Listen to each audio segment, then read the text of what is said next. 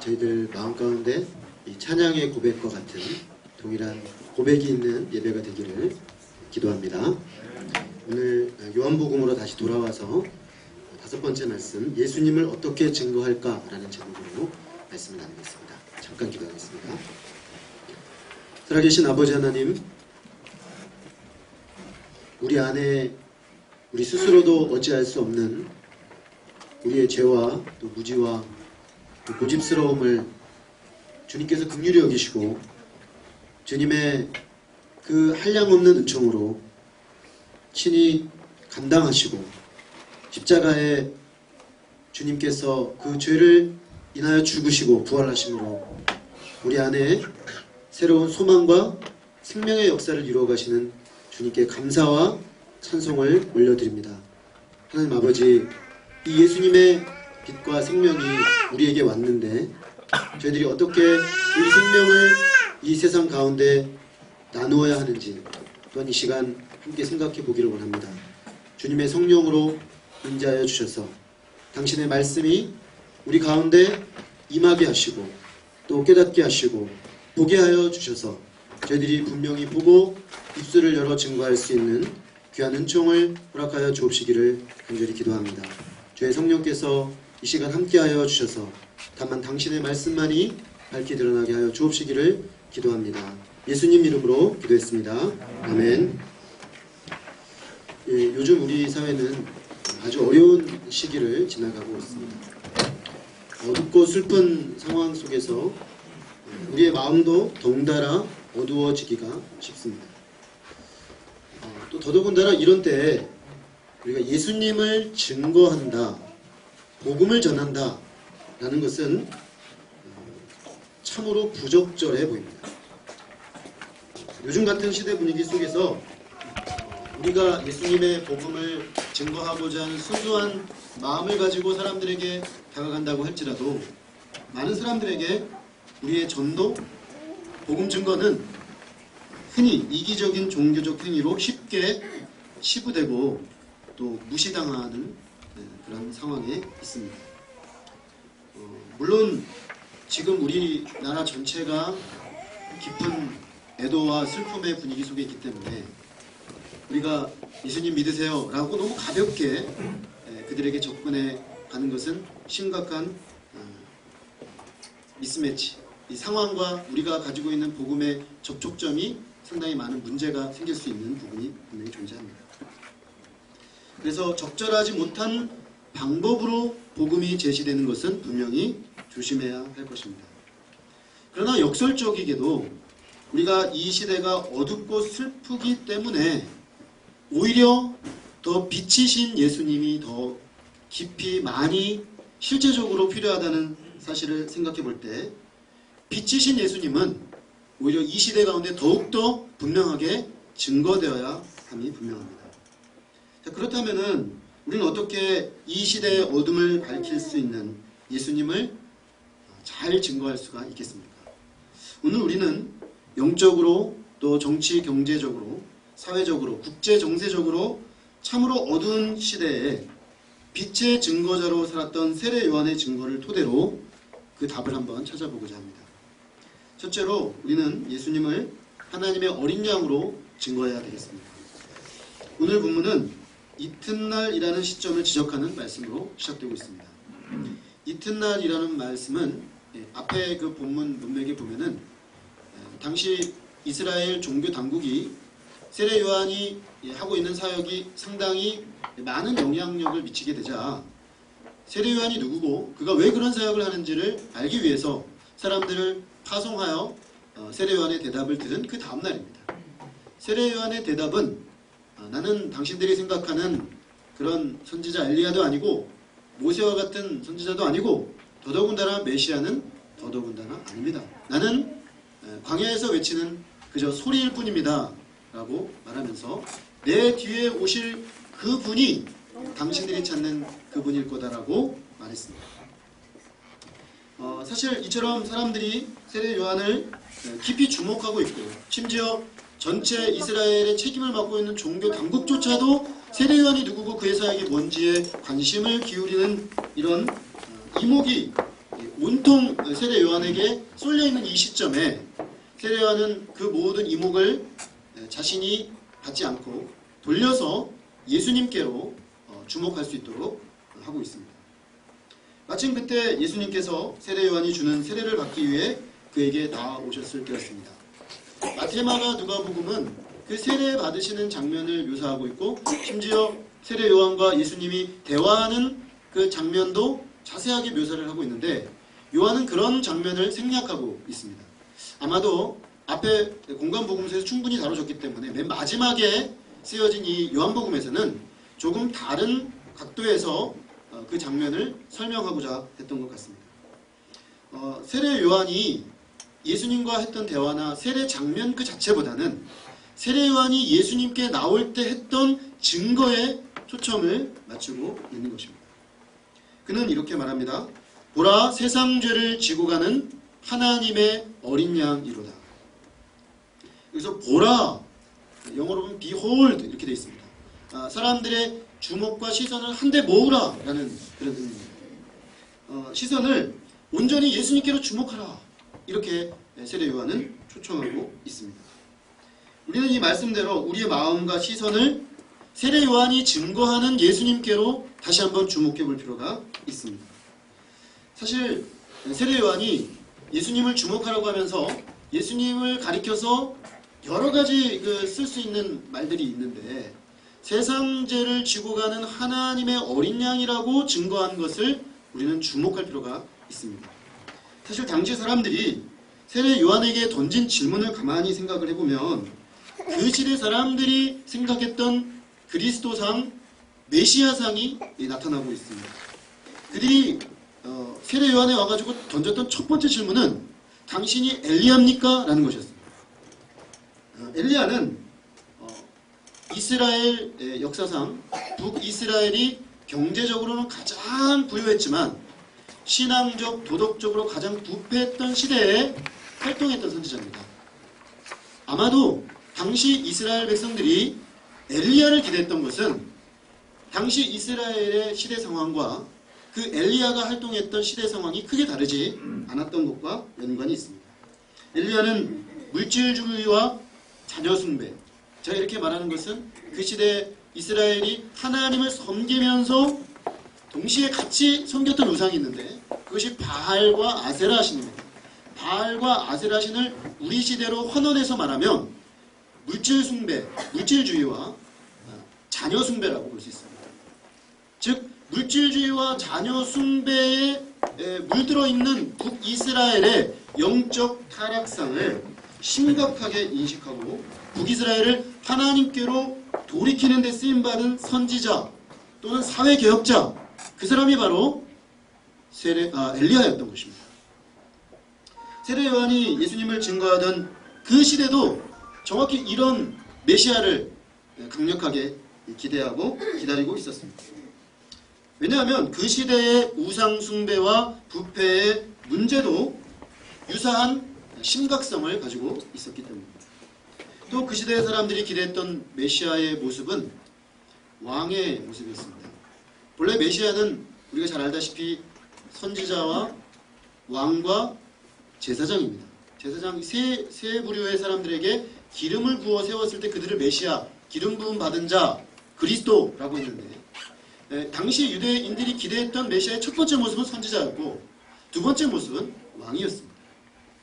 보좌에 앉아서 하나님의 백성을 놀라운 하나님의 평강과 사랑으로 다스려줄 왕, 그들은 그 왕을 기대했습니다.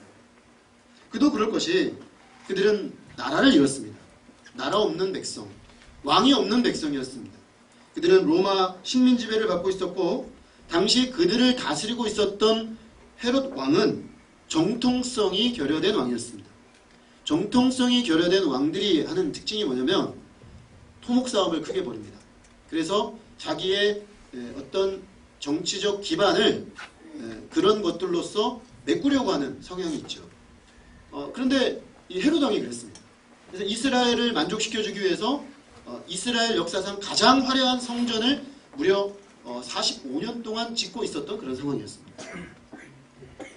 자, 이런 상황에서 과연 헤롯 왕이 유리방황하고 고통받고 있는 이스라엘 백성의 문제에 관심이 있었겠는가 생각해 봤을 때 전혀 아니었겠죠. 자기 정권을 유지하고 또 로마의 관계 속에서 자기 집안의 안정성을 구축하는 데만 온통 관심을 가지고 있었기 때문에 수많은 이스라엘 백성들은 사실상 왕의 돌봄을 받지 못하는 실질적으로 통치가 부재한 그런 심각한 상황에 노출되어 있었습니다. 당시 사람들이 다윗 왕과 같은 위로는 하나님을 잘 섬기고 아래로는 백성들을 사랑으로 돌보는 그런 목자와 같은 왕으로서의 메시아 구원자를 절실히 바랐던 것은 너무나 당연한 결과라고 볼 수가 있습니다. 이런 때에 세례 요한이 와서 어떤 하나님으로부터 어떤 새로운 소망을 기대할 수 있는 메시지를 전하고 강력한 카리스마를 가지고 사람들에게 도전해 왔을 때 세례 요한이 마땅히 증거를 한다면, 예수님을 증거한다면 그런 사람들의 요구를 1차적으로 만족시켜줘야 될 것 같습니다. 그는 선지자다. 그는 이 세상을 개혁시킬 참된 메시지를 가지고 있다. 또는 그는 우리가 그토록 기다리던 왕이다. 이런 메시지를 전해야 마땅할 것 같습니다. 그런데 세례 요한은 세상 죄를 지고 가는 하나님의 어린 양 예수 그리스도를 보라고 말하고 있습니다. 사실 예수님은 그리스도로서 또 선지자로서 사람들에게 참 진리를 증거하시는 분이 맞습니다. 우리 요한복음의 문맥에서 봐도 그는 태초부터 계신 말씀으로서 하나님의 독생자의 품에 계시다가 아버지 하나님을 온전히 계시하신 진정한 선지자이십니다. 또한 예수님은 메시아 왕으로서 우리 인생들을 은혜와 진리로 다스리시는 분이 맞습니다. 그렇다면 세례 요한이 예수님에게 있는 그런 속성을 알고 있었음에도 불구하고 특별히 세상 죄를 지고 가는 하나님의 어린 양으로서의 예수님을 부각시켜서 사람들에게 주목하라고 한 데에는 의도성이 있다는 사실을 발견할 수가 있습니다. 예수님을 그런 분으로 선지자나 왕으로 증거해도 사실 문제는 없습니다. 그러나 왜 세례 요한은 메시아의 세 번째 의미인 제사장과 연관된 어린 양으로서 예수님을 증거하는 것일까요? 하나님의 어린 양은 구약 성경 전체로 볼 때 순차적으로 점진적으로 그 의미가 분명하게 드러나면서 발전해 갔습니다. 굳이 가장 깊이 거슬러 올라가면 우리는 아벨까지 거슬러 올라갈 수가 있습니다. 가인과 아벨이 제사를 드릴 때 아벨은 그 어린 양으로 그 새끼로 하나님께 제사를 드렸다라고 했습니다. 그는 그 제사를 드린 직후 형에게 시기 질투를 받아서 돌에 맞아 죽임을 당했습니다. 그 어린 양은 마치 아벨이 하나님께 드렸던 제물이기도 했지만 어쩌면 순교했던 아벨 자신인 것 같기도 합니다. 그러다가 어린 양이 또 등장하는 것이 창세기 22장에 등장합니다. 아브라함이 믿음의 어떤 경지가 믿음의 성숙도가 상당히 올라갔을 때 하나님께서 그에게 참 감당하기 어려운 요구를 하셨습니다. 너의 사랑하는 자 너의 독자 이삭을 데리고 가서 저 모리아 산에서 번제로 바쳐라 라는 말씀을 하셨습니다. 아브라함은 그 말씀에 순종하여 모리아 산에 3일간 여행을 통해 걸어가서 바치려고 했는데 실제로 자기 아들을 죽여서 번제로 바치고자 그가 했음에도 불구하고 하나님이 그를 막으셨습니다. 그리고 우리가 잘 알다시피 뿔이 그 옆에 걸려 있었던 어린 양을 주님이 대신하여 이삭을 대신하여 바치도록 하셨습니다. 그 어린 양은 본래 이삭이 죽어야 하는데 대신 하나님이 친히 준비하셔서 죽게 하신 양이었습니다. 그러므로 어린 양, 하나님의 어린 양이란 이 아브라함의 어린 양의 의미에서 보면 하나님이 친히 우리의 죄를 대신하기 위하여 우리의 죄를 담당하기 위하여 준비하시는 어린 양, 하나님이 친히 준비하신 양이다. 그런 의미가 되겠습니다. 이 어린 양의 의미가 출애굽기로 넘어가면 출애굽기 12장의 6월절 어린 양으로 나타납니다. 이스라엘 백성이 이집트의 포로로 430년 동안 있다가 이제 모세의 인도하에 출애굽을 하려고 하는 그 날 밤 10번째 재앙이 이루어질 때 죽음의 사자가 이집트 전역의 집집마다 들어가서 그 집에 장자를 치게 되었습니다. 그런데 하나님께서는 이스라엘 백성에게는 어린 양을 잡아서 그 피를 발라서 문설주에 바른 집마다 넘어가리라. 6월 패스오버. 그들에게는 구원이 있을 것이다 라고 말씀하셨습니다. 그러므로 거기 어린 양은 마땅히 동일한 죽음의 형벌을 받을 수밖에 없었던 이스라엘 백성이 어린 양의 피 흘림으로 말미암아 죽음의 경계선을 넘어가서 생명의 구원을 얻는 하나님의 구원의 도구가 바로 어린 양으로 나타났습니다. 이렇게 어린 양이 쭉 전진을 하다가 구약 거의 끝부분으로 가면서 이사야서 53장 7절에 가면 그 어린 양이 다시 한번 등장을 합니다. 근데 거기에 어린 양은 도살장으로 또는 도수장으로 끌려가는 어린 양인데 그 어린 양의 특징은 아무 말도 하지 아니하고 침묵하는 양입니다. 아무것도 항변하지 않고 침묵하며 그저 묵묵히 도살장으로 끌려가서 바로 53장 그 앞절 6절에 나오는 그가 우리의 허물과 우리의 죄와 연약함을 담당하여 죽으시는 대속의 제물로서의 어린 양으로 증거하고 있습니다. 우리가 이 어린 양의 그 구약 성경의 이미지를 그대로 받아서 오늘 세례 요한이 예수님을 향하여 증거하고 있는 그 어린 양에 대입을 하게 되면 바로 예수님이 어떤 분이신가가 드러납니다. 예수님은 하나님이 친히 준비하신 어린 양이십니다. 예수님은 우리가 죽어야 하고 우리가 형벌받아야 될 그 죄의 대가를 치르기 위하여 피 흘려 죽으신 어린 양이십니다. 예수님은 얼마든지 항변할 수 있고 왜냐하면 죄가 없으신 하나님의 아들이시기 때문에. 그런데 아무 말도 하지 아니하시고 묵묵히 그 모든 죄의 대가를 담당하심으로 우리를 죄에서 연약함에서 병들매서 건지시는 구원의 주로 어린 양으로 오셨다는 것입니다. 그런데 문제는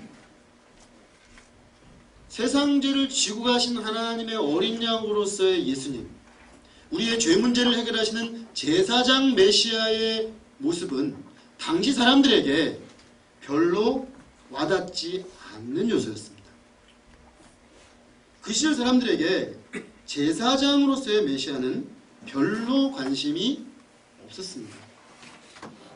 왜냐하면 이 사람들은, 유대인들은 늘 성전에 가서 어린 양의 피를 흘리고 제사를 드리고 있었던 사람들입니다. 늘 우리가 하던 거예요. 늘 우리가 가서 피 흘리고 제사 드리고 그리고 죄사함 받고 오고. 그래서 자기들은 쉽게 말하면 죄 문제는 해결되었다라고 생각하는 사람들이었습니다.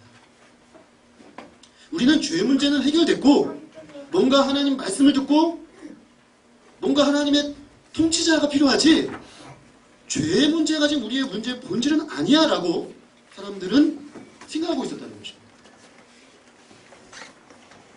그런데 역설적이게도 바로 여기에 그들의 문제의 심각성이 있었습니다.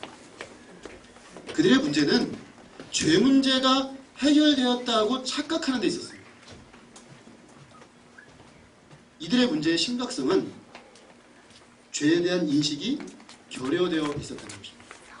매번 가서 양을 죽이고 그리고 제사를 지내고 돌아오지만 그들은 그 행위를 통해서 사실은 양심이 씻기우고 죄가 해결되어서 변화된 새 사람이 되지 못한 채로 종교적 행위만 그대로 반복한 채로 돌아와서는 그대로 죄의 삶을 반복했습니다.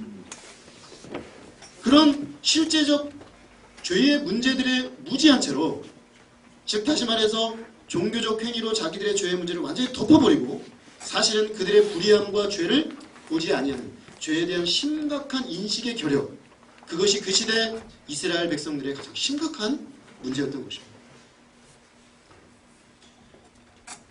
세례 요한은 지금 바로 그 점에서 역설적이게도 그들이 가장 익숙하다고 생각한, 그래서 그들에게 필요한 그리스도의 모습이 아니라고 생각한 세상 죄를 지고 가는 하나님의 어린 양 예수님을 우리에게, 그들에게 또한 제시하고 있는 것입니다. 요한은 지금 세상 죄를 지고 가는 하나님의 어린 양을 보라 말하고 있습니다. 하나님의 어린 양은 죄를 지고 가고 있습니다. 그래서 죄는 단수로 되어 있습니다. 죄들이 아니고 죄입니다. 모든 인류가 품고 있고 행하고 있고 생각하고 있는 그 모든 죄들의 총체, 하나의 단수로 표현되는 그 죄, 그 죄를 그리스도께서 모두 짊어지고 가셨다는 것입니다. 즉 하나님과의 관계를 파괴시키고 그 결과 사람들을 영적으로 하나님과 영원히 분리되게 만드는 둘째 사망, 그리고 우리가 영혼과 육체가 죄로 인해 분리되어 죽게 되는 육체의 사망, 이 사망의 세력을 가져온 그 죄라는 것입니다. 이 죄의 문제가 이 세상의 개인과 공동체의 문제의 뿌리입니다. 이 죄의 문제를 해결하지 못한 개인과 공동체는 필연적으로 그 죄로 인해 들어온 사망의 열매를 맺을 수밖에 없는 것입니다. 세례요한은 그런 점에서 지금 사람들에게 예수님을 증거하면서 먼저 문제는 죄다 라고 말하고 있습니다. 즉 한 사람도 예외 없이 모든 사람이 관계되어 있는 죄의 문제가 우리를 이렇게 고통스럽게 하고 있음을 직시하라고 말하는 것입니다. 우리는 오늘 이 말씀을 들으면서 아무리 비껴나가려고 해도 오늘 우리 한국 사회가 직면하고 있는 이 세월호 침몰 참사의 현실을 벗어나서 오늘 본문을 보기는 어렵다고 봅니다. 우리가 복음을 증거하려고 할 때도 이런 컨텍스트를 무시하고 말씀을 전할 수는 없습니다. 그런데 참 역설적이게도 세월호 침몰 사건이 우리에게 보여진 이 참담함 속에서 우리가 봐야 될 본질적인 모습도 오늘 이 세례 요한의 메시지에 담겨져 있다는 것입니다. 세월호 사건은 어떤 그 사건을 지금 통해 드러나고 있는 개인들의 죄, 그리고 우리 사회가 그 개인들이 모여서 만드는 것이 사회이기 때문에, 또 개인들이 만드는 시스템이기 때문에, 개인들이 그 시스템이 만들어져 있어도 지키지 않기 때문에 만들어지는 사회적 죄, 이 모든 것들이 모여서 터진 사건입니다. 그 어느 것 하나라도, 어느 한 사람이라도 책임 있는 자리에 있는 사람이 스톱을 시킬 수 있었다면 결국 이렇게 엄청난 참담한 일이 일어나진 않았을 텐데 어디에서도 제동이 걸리지 않았습니다. 무책임과 이기심, 자기중심성, 체계 미작동, 불충성, 책임 떠넘기기, 생명경시, 물질 만능주의, 이 모든 것들이 가능하게 하는 것이자 이 모든 것의 총칭이 바로 죄입니다. 성경은 애둘러 말하지 않고 아주 분명하게 죄의 삭은 사망이라고 말합니다. 죄 때문에 나도 죽고 우리 이웃도 죽고 우리 공동체도 죽습니다. 죄가 세상을 이토록 엉망진창으로 만들었습니다. 죄의 무서움. 당대 유대인들에게 죄 문제는 이미 해결되고 지나간 그 무엇이 아니었습니다. 사실 당대 모든 문제의 근원에 이 죄의 문제가 깔려 있었습니다. 사람들은 어느 시대나 구원자, 곧 메시아를 기다립니다. 메시아는 기름 부음을 받은 자, 선지자, 왕, 제사장입니다. 결국 선지자는 하나님께로 백성들을 돌이키기 위해 말씀을 전하고 그 말씀을 전하는 목적은 죄를 드러나기 위해서입니다. 죄를 드러내어 그 죄 앞에 하나님 앞에 통곡하며 애곡하며 회개하고 주께로 돌아오도록 하기 위하여 선지자가 존재하는 것입니다. 제사장은 백성들의 죄를 합법적 제물에 담당시켜 하나님과 죄인들을 화해하도록 돕는 존재입니다. 왕은 회복된 하나님의 백성들을 하나님의 뜻을 따라 다스리는 존재입니다. 예수님은 바로 이 모든 요소를 온전히 성취하신 참된 메시아 구원자가 맞습니다. 그런데 특별히 그 시대 사람들이 분명히 보아야 될 메시아의 첫 번째 모습은 제사장적 사역이었습니다. 그분은 우리와 하나님 사이에 죄로 인해 막힌 담을 허물고 관계를 회복하는 대제사장이십니다. 그러나 동시에 그 자신이 죄의 문제를 해결하기 위해 세상 죄를 지고 가는 어린 양이 되십니다. 여기서 죄를 지고 간다라는 말에는 이중적인 의미가 있습니다. 짊어진다는 의미에서 그래서 책임을 뒤집어 쓴다는 겁니다.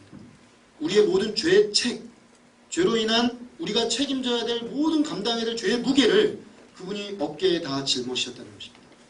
그리고 2차적인 의미는 짊어지시고 가셨기 때문에 지고 가셨기 때문에 그 죄가 그에게로 양도되어서 그로 말미암아 우리의 그 무거운 죄의 책임이 용서되고 씻어지고 새로운 삶을 살 수 있는 길이 열렸다는 것입니다. 그 죄를 담당해야 될 이유가 없으신 분이지만 세상 죄를 담당하고 대신 지시고 십자가에 죽으심으로 그분은 우리에게 있는 죄를 제거하시고 용서하십니다. 이 단어는 현재형으로 되었습니다. 그러므로 하나님의 지속적인 행위입니다. 지금도 우리의 죄를 짊어지고 가신 하나님의 어린 양을 우리는 보라는 것입니다. 예수님은 계속해서 세상 죄를 지고 가십니다. 우리가 전하는 복음의 내용은 한마디로 세상 죄를 지고 가신 하나님의 어린 양으로 오셔서 죽으시고 부활하신 예수님을 전하는 것입니다. 아무 죄가 없으시지만 침묵하시며 온갖 모말과 멸시와 조롱과 폭력에 자신을 내어주신 분, 피 흘리고 버려지고 목마르고 까무러치며 마침내 고통 속에 마지막 거친 호흡을 몰아쉬시고 죽으신 그 예수님을 전하는 것입니다. 이 예수님을 보라고 초청하는 것입니다. 이 예수님을 봄으로 참으로 믿음에 이르는 사람들은 필연적으로 두 가지 단계를 거치게 됩니다. 우리가 복음을 전한다고 했을 때 우리가 복음을 전하는 그 대상자들이 참으로 복음을 제대로 듣게 되고 그 복음 앞에 반응하게 되면 반드시 이 두 가지 단계를 거쳐서 예수님을 영접하고 하나님의 자녀가 됩니다. 그 첫 번째 단계는 우리의 죄의 심각성을 인식하게 된다는 것입니다. 아무 죄 없는 하나님의 어린 양, 순결하신 어린 양이 이토록 처절하게 십자가에 못 박혀 죽어야 할 만큼 죄는 심각합니다. 세상 죄를 지고 가는 하나님의 어린 양을 보라 했습니다. 우리가 그 말씀에 순종하여 그 어린 양을 볼 때 우리는 그 처참한 죄의 비참한 결과의 현장을 보는 것입니다. 피로 낭자한 하나님의 어린 양이 그 모든 죄의 대가를 그렇게 치르셔야 할 만큼 어마어마한 죄의 무게를 보지 않고 그것에 대해 정말 가슴 아파하지 않고 그것에 대해 정말 심령으로 회개하지 않고 그리스도인이 되었다라는 그 고백은 거짓말입니다. 이번에 사건 중에 문제가 된 것이 구원파입니다. 구원파는 이렇게 말합니다. 예수님 믿으면 죄사함 받았으니까 마음대로 살아도 된다. 이걸 교리적으로 확립한 사람들입니다. 얼마나 무섭습니까? 실제로 그 구성원들 중에 그런 행태를 보였습니다. 책임지지 않습니다. 복음을 잘못 전한 것이죠. 그런데 더 무서운 건 한국 교회가 말하는 복음 속에 이런 구원파적 요소가 너무나 많다는 것입니다. 죄는 지나간 문제고 나는 죄는 다 해결됐고 하나님 앞에서 자신의 죄책에 대한 깊은 인식조차 부재한 상태로 쉽게 죄사함을 남발해버리는 그 문제가 우리 안에 있다는 것입니다. 그래서 주님의 죄사함의 복음을 영접한 이후에는 그 죄가 얼마나 무서운지 깨닫고 나에게 새로운 구원과 은혜를 주신 하나님 앞에 이 죄와 싸우는 삶을 살지 않고 그저 죄는 저기 해결됐으므로 나는 이제 마음대로 살아야 된다는 이런 식의 잘못된 복음 이해가 팽배하게 된 것입니다. 그런 점에서 오늘 세례 요한이 세상 죄를 지고 가신 하나님 어린 양을 보라 하는 이 말씀은 그 십자가 현장에 놓여진 우리의 죄를 우리가 직시하라는 요청이기도 합니다. 우리는 고통하는 국가와 그 피해자들과 함께 슬퍼하고 또 고통하는 세상에 동참해야 마땅합니다. 사회적 불의에 대해서는 문제의식을 가지고 눈을 부릅뜨고 감시하고 바른 방향으로 일이 진행되도록 참여해야 합니다. 또다시 이런 문제가 생기지 않도록 눈을 부릅뜨고 할 수 있다면 세상에 참여해서라도 바꿔나가야 됩니다. 그런데 이 모든 것 가운데서도 우리가 잊지 말아야 할 것은 바로 죄의 심각성입니다. 하나님의 어린 양 예수님을 통해서 해결되지 않으면 안 되는 우리들의 심각한 죄의 무게입니다. 하나님의 어린 양 예수 그리스도, 세상 죄를 지고 가신 하나님의 어린 양 예수 그리스도, 어쩌면 이번 세월호 침몰 사건을 통해서 하나님 우리에게 보여주시고자 하셨던 것도 그 죄의 무거움입니다. 우리가 너무 쉽게 해결됐다고 생각하고 너무 쉽게 나에게 해당되지 않는다고 생각하고 그저 한번 말씀 듣고 그냥 덮고 그냥 살아버린 우리의 죄 문제들, 주님은 그것을 보라고 하십니다. 우리가 복음을 전할 때 반드시 봐야 될 두 번째 문제는 우리의 죄로부터의 용서의 은혜입니다. 그분이 우리의 죄를 지고 가셨습니다. 주님께서 지고 가셨습니다. 주님은 지금도 우리의 모든 죄를 지고 계십니다. 그러기엔 바로 그렇기 때문에 우리가 마땅히 받아야 될 그 지금 현장에서 벌어지고 있는 이 처참한 현실 속에서 우리가 직면하고 있는 이 죄의 현실이, 그 형벌이 우리의 것이 되지 않았습니다. 우리에게는 정말 말도 안 되는 용서가 주어졌습니다. 정죄가 아니라 용납이, 사랑이 주어졌습니다. 심판이 아니라 새로운 삶이 주어졌습니다. 이렇게 하나님의 어린 양을 바라본 사람들은 이 말도 안 되는, 감당할 수 없는 은혜 때문에 감격하게 되고, 정죄치 않으시는 주님의 사랑 때문에 기뻐하게 되고, 그 은혜의 놀라운 평화와 감사와 기쁨을 누리게 됩니다. 그리고 그때부터 그 사람의 삶의 모습은 한 가지로 특징 지어지는데, 이 죄와 싸우게 됩니다. 죄 짓는 것을 두려워하고 슬퍼하게 됩니다. 여전히 우리 안에 남아있는 죄성으로 인해 우리가 죄를 지을 때 너무나 가슴 아파하며 깊이 있는 회개의 자리로 나아갑니다. 구원파적 신앙에는 회개의 자리가 없습니다. 회개가 필요 없기 때문이죠.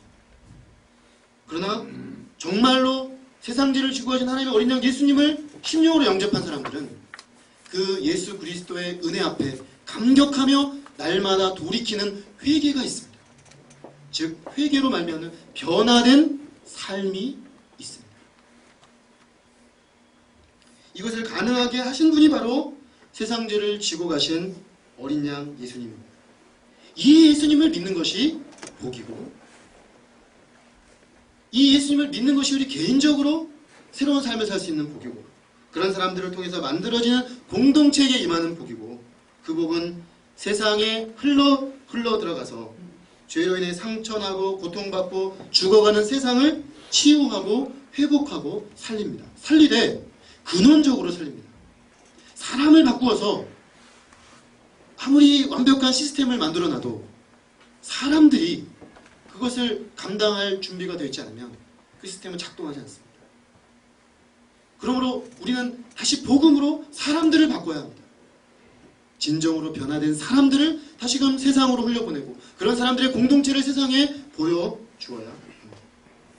우리가 죄로 인해 고통받고 죽음의 열매를 맺을 수밖에 없는 세상에 세상 죄를 지고 가는 하나님의 어린 양 되신 예수님을 증거할 수 있기를 기도합니다. 둘째로 성령으로 세례를 베푸시는 이로 증거해야 합니다. 세례 요한에 대해 조사하러 왔던 종교당국의 사람들은 세례 요한이 스스로는 나는 아무것도 아니다, I'm nothing 이렇게 계속 말하면서 실제로는 세례를 주는 것을 꼬집었습니다. 아니 네가 무슨 자격으로 또 어떤 이유로 세례를 주는가, 아무것도 아니라면서 이렇게 질문했습니다. 그는 그때 나의 세례는 물 세례에 불과하고 이는 예수님이 이스라엘 가운데 오셔서 하시는 그 일, 그분의 세례를 오게 하기 위하여 준비시키는 세례에 불과하다고 말했습니다. 그리고 예수님께서 요한에게 세례를 받기에 나오실 때 성령이 비둘기처럼 하늘로부터 임하며 하나님께서 그 가운데 말씀하셨습니다. 그 말씀은 성령이 내려서 누구에게든지 머무는 것을 보거든 그가 곧 성령으로 세례를 베푸는 인주인 줄을 알라 그랬습니다. 오늘 본문에 보면 세례 요한이 내가 잘 그를 몰랐다는 말이 두 번이나 나옵니다. 내가 그를 알지 못하였으나 그는 그에게도 어떤 한계가 있었습니다. 그래서 우리 마태복음에 보는 것처럼 예수님의 사역에 대해 질문을 하기까지 했습니다.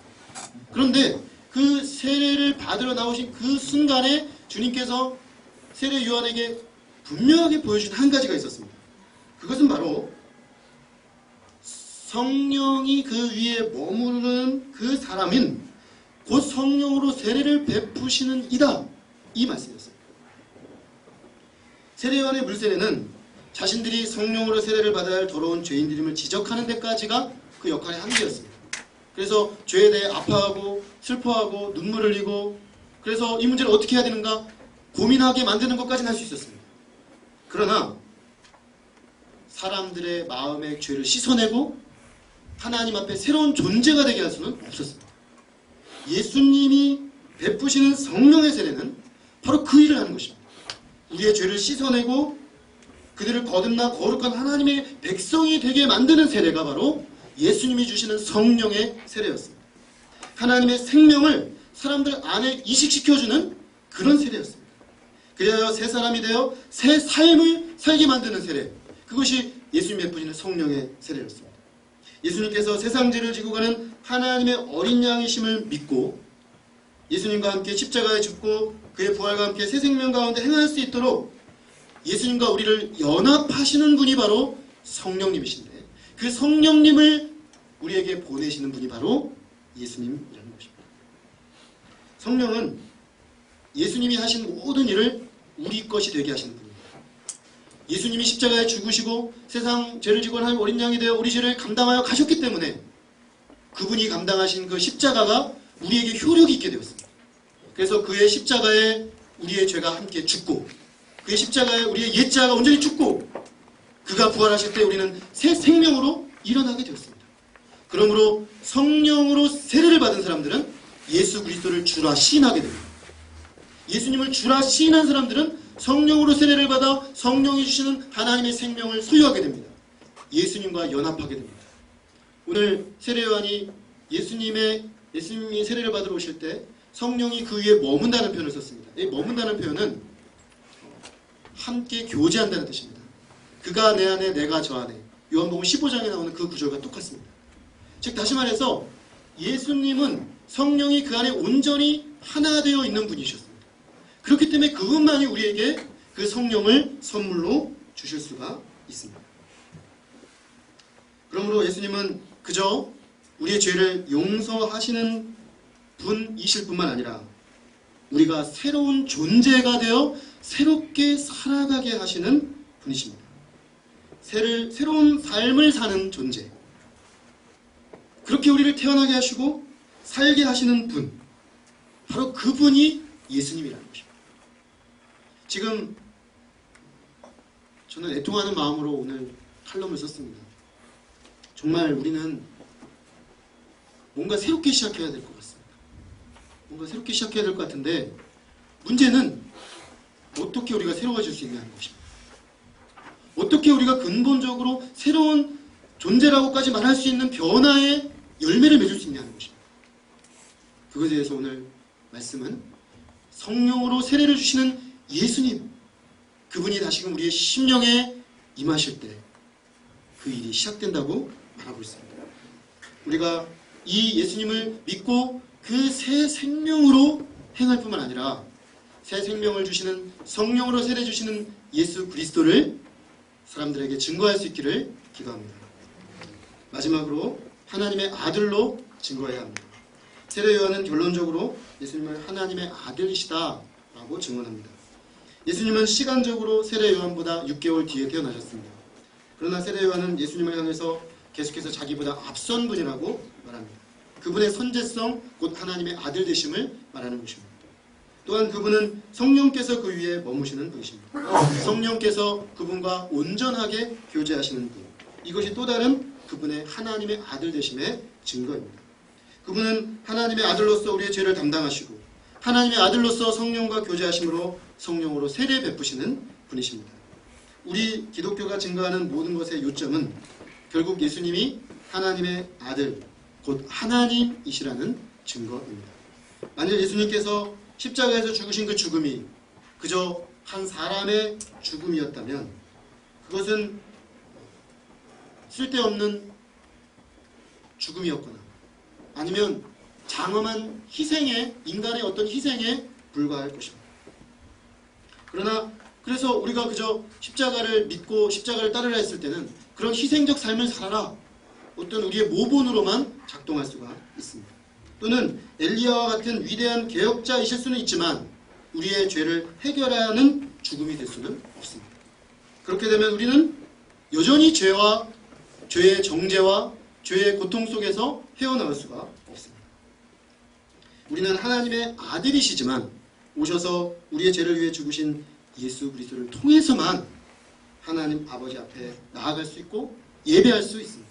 또한 성령으로 세례를 베푸셔서 우리가 예수님과 연합하여 새 삶 살게 하시는 것도 그분이 하나님의 아들이시기 때문에 가능한 것입니다. 그러므로 오늘 우리의 믿음의 고백은 예수님은 하나님의 아들로 우리 죄를 위해 죽으셨다는 것이고 하나님의 아들로서 성령으로 우리에게 세례 베푸시는 분이시라는 고백이고 우리가 증거해야 될 예수 그리스도의 궁극적인 모습도 바로 하나님의 아들로서의 예수 그리스도이십니다. 결론적으로 죄의 짐을 지고 가신 하나님의 어린 양, 죄의 용서로 새로운 삶을 살 수 있게 하신 하나님의 어린 양, 성령 안에서 지속적으로 새 삶을 새 사람으로 살아가게 하시는 그분은 바로 하나님의 아들 예수 그리스도이십니다. 우리가 이 예수님을 마음으로 믿음으로 영접함으로 우리가 먼저 새 사람이 되어 모든 세상에 이 예수 그리스도를 증거하여 빛을 비추는 삶 살 수 있기를 간절히 기도합니다. 기도하겠습니다. 살아계신 아버지 하나님,